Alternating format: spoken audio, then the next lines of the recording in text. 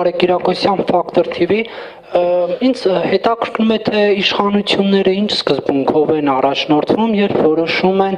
նախկին իշխանության ներկայացուցիչներին, որոնք այս իշխանության շրջանում են պաշտոնավարում, նրանց պաշտոնանկ անել, որովհետև մենք ունենք պաշտոնյաներ այս պահին, ովքեր նախկին իշխանության օրոք են նշանակվել եւ շարունակում են հիմա էլ պաշտոնավարել, մասնավորապես գլխավոր դատախազ Արտուր Դավթյանը, որին ընդդիմադիր Նիկոլ Փաշինյանը քահանշում էր մարտի 1-ի եւ Սասնա ծռերի գործով,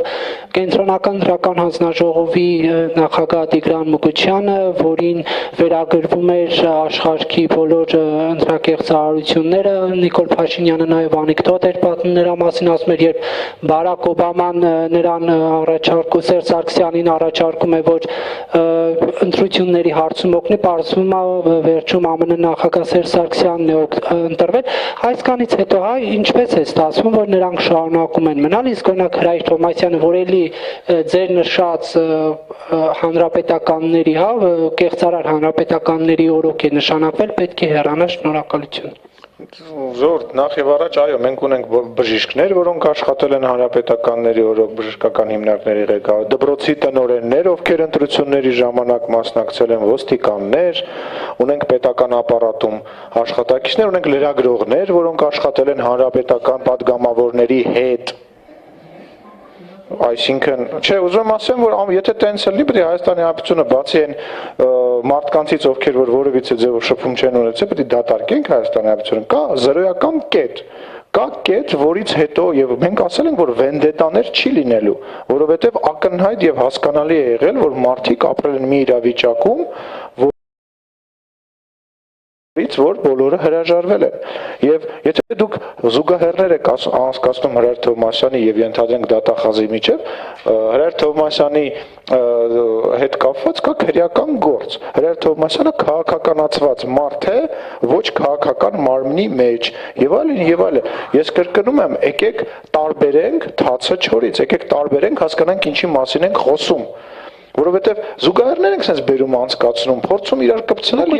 ներողություն կարելի է ես վերջացնեմ։ Ոչ ինչ եք միացնում բարձրախոս, երբ որ ես խոսում եմ, որ դուք հարց եք տալիս, ես չէի անում դա։ Չէ, կընդհատում եք, մի ընդհատեք։ Հիմա էլ եք նույնով զբաղված, Նարեկ ջան, մի արեք տենց։ Բերում եք զուգահեռներ եք անցկացնում, կպցնում եք իրար հետ անհամեմատելին եւ այդ անհամեմատելիի հետ կապված քաղաքական գործին հարց եք տալիս։ Դրա հետ կապված պատասխանը միևնույնն է լինելու ամեն անգամ, ինչը որ ես նոր տվեցի։ Խնդրեմ, եթե արձագանք ունեք։ Մուկուչյանին ձեր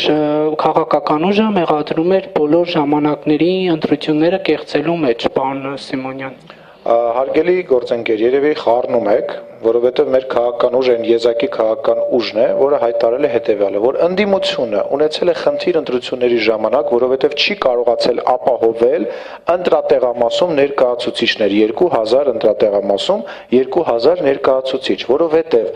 ընտրությունների ժամանակ պաշտոնական փաստաթուղթ է համարվում ոչ թե Մուկուչյանի խոսքը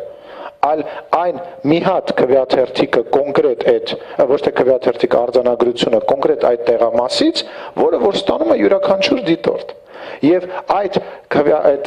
արձանագրությունները հավաքելով դու ունենում ես ընտրությունների տվյալները։ Եվ ձեր ասած իրավիճակի հետ կապված կա հետևյալը, եթե ենթադրենք դուք գլխավոր եք ոչի շտաբը եւ վերցնեք ձեր 2000 ընտրատեղամասից բոլոր արձանագրությունները, այնտեղ նստած լինի սատանան,